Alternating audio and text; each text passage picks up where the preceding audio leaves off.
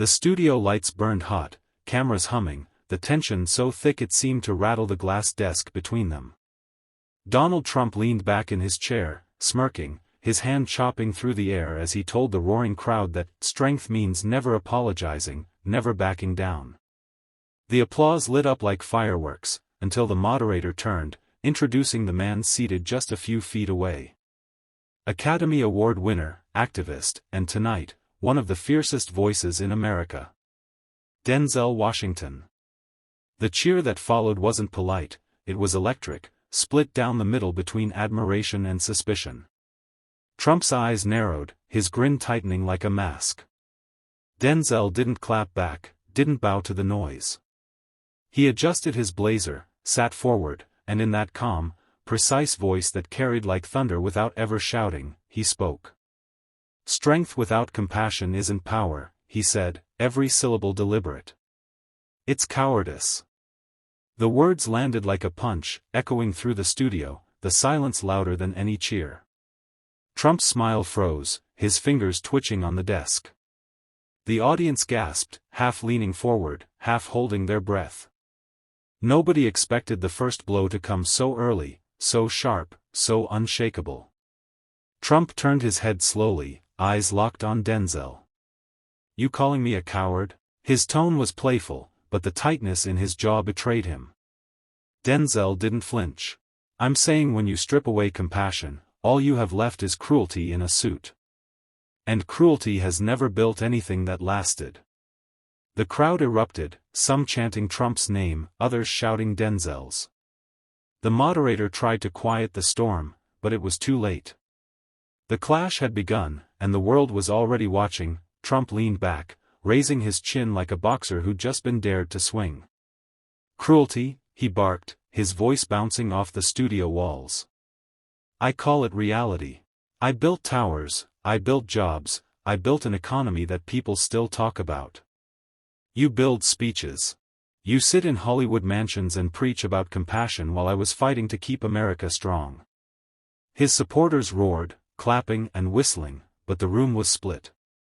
Cameras cut instantly to Denzel, waiting to see if he'd flinch. He didn't. Denzel sat upright, his presence so steady it seemed to shrink the noise around him. He didn't raise his voice, he slowed it down, making every word cut deeper. You built walls, Donald. Walls of concrete, walls of division, walls of fear. You keep bragging about towers, but towers cast shadows. And I've spent my life breaking chains so people can step out of them. The audience gasped. Some stood, clapping wildly. Others booed. The sound clashed like thunder, the stage trembling in its grip. Trump waved his hand dismissively, leaning toward the camera. You see this? Typical Hollywood act. He doesn't understand power. Power is about winning. About beating the other guy. Denzel didn't blink. He leaned forward, elbows on the desk, his gaze unshaken. If winning means crushing the weak, that's not power, it's cowardice dressed up for applause. For a beat, the studio froze. Trump opened his mouth, but no words came fast enough. The audience, restless and divided, felt the shift. Phones lifted, clips recorded. This wasn't just TV anymore. This was a showdown, and the internet already had its next headline. The moderator raised his hands, trying to settle the noise, but the crowd wasn't calming. Half of them were chanting Trump's name in a defiant chorus, while the other half rose to their feet, cheering for Denzel's last blow. The energy was combustible, like gasoline on open flame. Trump seized the chaos, leaning forward, his finger stabbing the air toward Denzel. You've never run a business, you've never run a country, and you've never had to make the tough calls that keep this nation alive. You play pretend for a living. And now you want to tell me what power is? Please. You wouldn't last 5 minutes in my world. The insult drew a roar from Trump's base in the studio. He smirked, satisfied, expecting Denzel to stumble. But Denzel didn't blink. He let the noise rise, waited for the silence that always came after empty thunder, and then struck. You're right, Denzel said calmly. I don't play your game. Because your world isn't about leadership, it's about ego. You build stages to stand taller. I stand on truth, and it doesn't need scaffolding. The room snapped quiet for a second, the weight of the line hitting harder than the shouting. Trump's face twitched, the corners of his grin faltering. Then Denzel leaned closer, his tone sharp, deliberate. You think toughness is measured by how many people you silence. But real toughness is lifting people who've been ignored their whole lives. You call compassion weakness. I call it the only kind of strength that lasts. The audience roared again, louder this time, phones lighting up the studio like fireflies. Clips hit social media before the moderator could even move the conversation forward. And in that split second, millions outside the room felt it. Trump had been hit somewhere deeper than applause could cover. Trump's jaw tightened. He leaned toward the mic, voice low but sharp, trying to reclaim control. You talk about lifting people up, but compassion doesn't build nations. Steel, grit, and strength do. I built an empire brick by brick while you were reading lines on a set. Don't lecture me about power, you wouldn't recognize it if it stood in front of you. The crowd clapped, but it was shaky, less certain than before. Cameras zoomed in on Denzel, the picture of calm precision. He didn't rush, didn't let Trump's volume dictate his own rhythm. Instead, he adjusted his seat, folded his hands, and looked directly at Trump as if the entire audience had disappeared. An empire without compassion, Denzel said evenly, is just a monument to yourself. And monuments crack. History proves it. You keep bragging about towers, but towers fall. Compassion, real compassion, that's what outlives us. The silence afterward was heavy. Even the moderator sat frozen, sensing that something more than political sparring was happening. Trump's eyes darted toward the crowd, searching for laughter, applause, something to break the weight of Denzel's words. But before Trump could recover, Denzel added, his voice softer but sharper than a blade, strength without compassion is cowardice. And cowardice is exactly what history forgets. The crowd erupted. Half the audience jumped to their feet, cheering wildly, while others booed so loud the microphone struggled to balance the noise. It wasn't just a debate anymore, it was a collision between two visions of America, raw and unfiltered. Trump slammed his palm on the desk. I will not be called a coward on my own stage, he barked. But the clip had already gone viral. In living rooms across the country, millions replayed Denzel's words, typing them out in bold letters. Strength without compassion is cowardice. The moderator finally cut in, his voice cracking under the weight of the moment. Gentlemen, let's stay on track, this is about policy, not personal attacks. But the studio had already shifted beyond policy. It was raw, personal, combustible. Trump leaned back, forcing a smirk, but his hand gripped the desk tighter than before. Policy is about strength, he snapped. It's about protecting Americans, keeping borders secure, keeping freeloaders off the system. Compassion doesn't stop chaos, it invites it. He turned toward the audience, gesturing wide. You want compassion? Go to church. You want leadership? You need someone who doesn't blink. The cheers from his side were loud, but defensive, like they were shouting against the current. Denzel's response was slow, deliberate. He waited for the noise to fade, then locked eyes with Trump, his voice cutting through the tension like steel. You confuse cruelty with leadership. They're not the same. Cruelty divides. Leadership unites. And when you strip away compassion, what you're left with isn't courage, it's fear hiding behind a megaphone. The words hit hard. The studio murmured, restless. Phones lit up again, capturing Trump's face as his grin faltered. Denzel leaned closer, his tone sharper now. You can scare people into clapping. You can bully them into silence. But you can't bully history. And history won't call you strong for building walls. It will call you weak for never daring to tear them down. The room exploded, half standing, half shouting. The moderator looked helpless, the producers waved their arms behind the glass, but the moment was already unstoppable. This wasn't a debate anymore, it was an open wound. And every sentence from Denzel cut deeper, exposing a truth Trump couldn't drown out. Trump shot forward in his chair, red-faced, his finger stabbing the air at Denzel.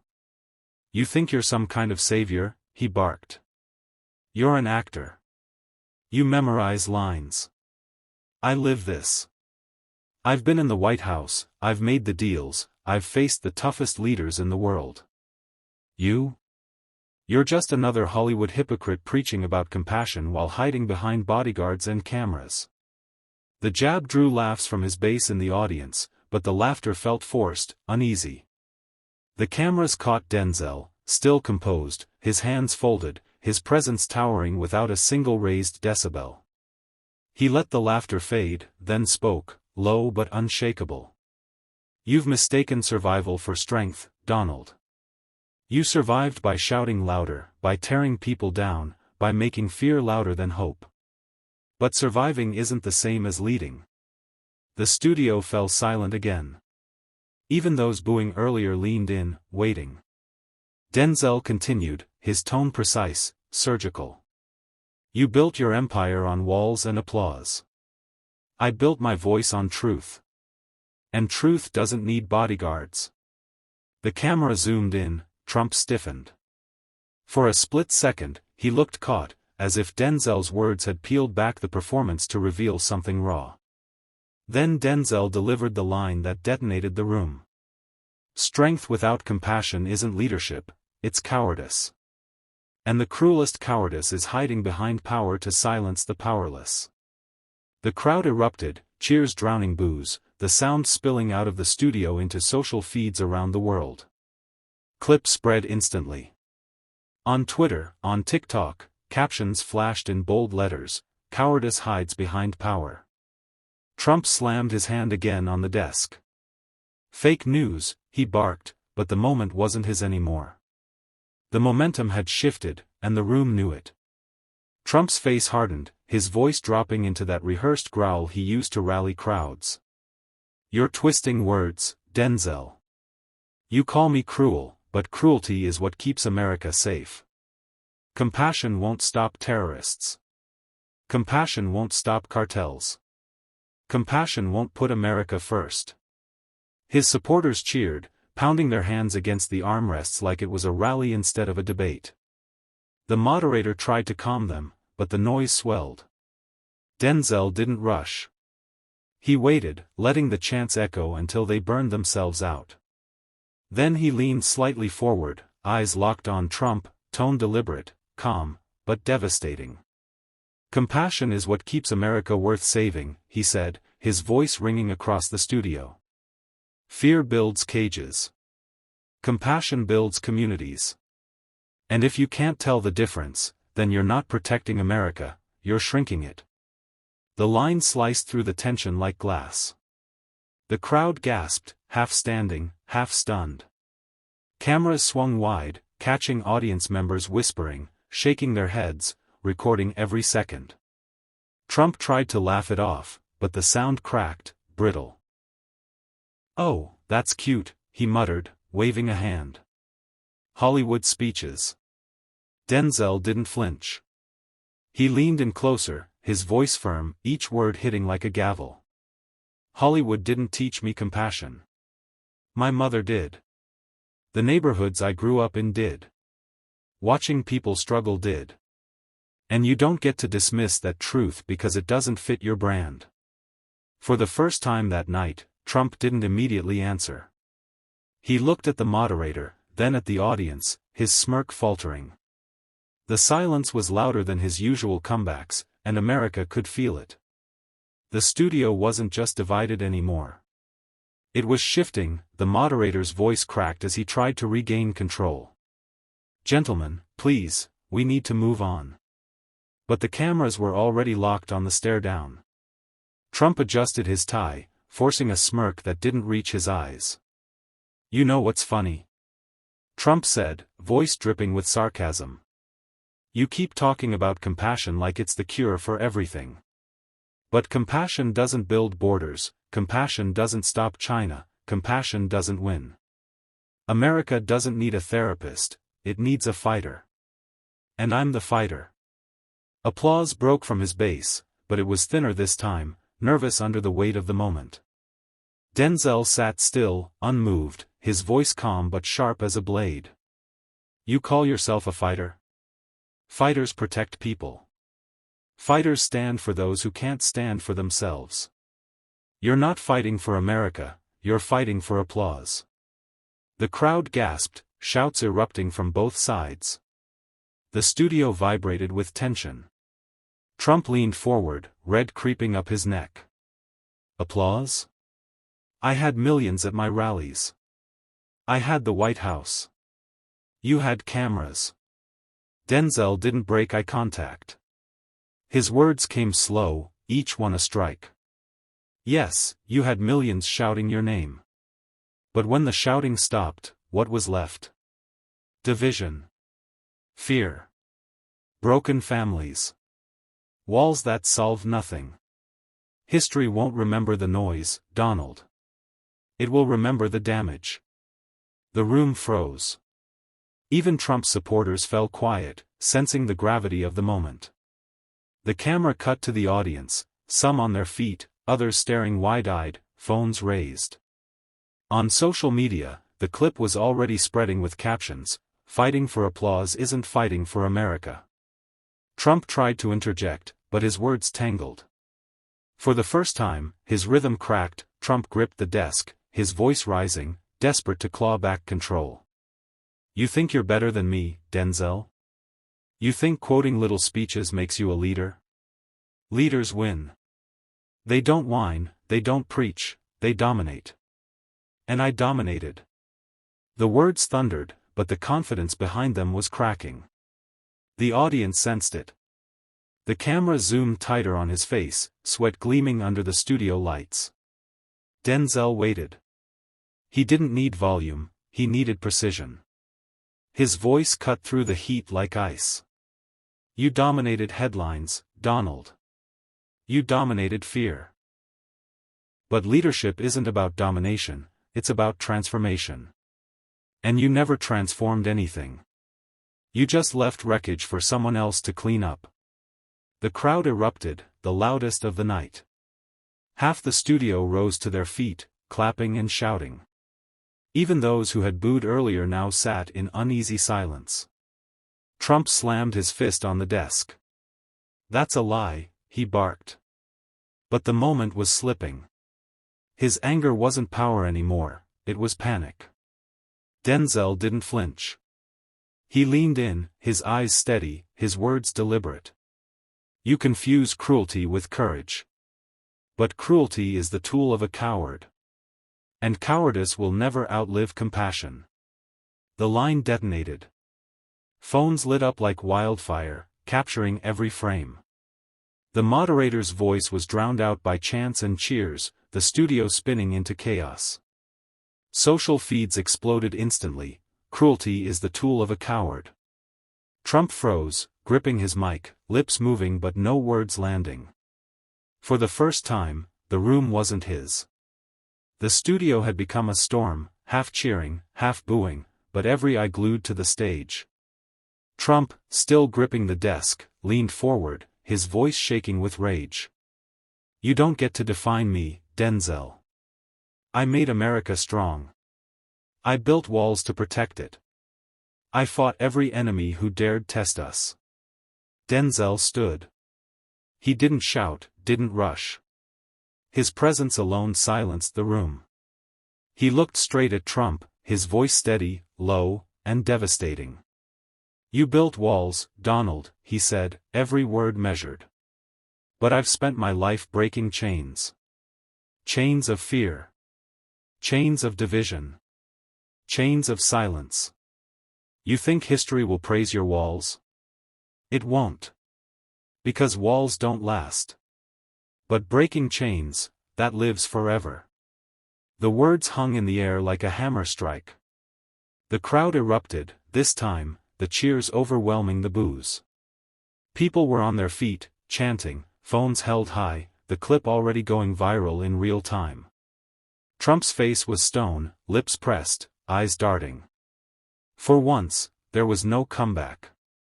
The moderator, almost whispering, leaned into his mic. "Ladies and gentlemen, that concludes tonight's debate." But no one heard him. All anyone could hear were Denzel's words echoing, already etched into the night. By the next morning, headlines blazed across every network. Denzel to Trump, "You built walls, I break chains." Clips looped on every feed, stitched into memes, remixed with music, quoted by activists, teachers, even pastors on Sunday. Trump had shouted. Denzel had stood. And history knew the difference. Trump said he built walls. Denzel reminded us he breaks chains. This debate wasn't about who shouted louder, it was about whose words will echo in history. So tell me, what truly makes America stronger? The walls we build, or the chains we break? Drop your thoughts in the comments.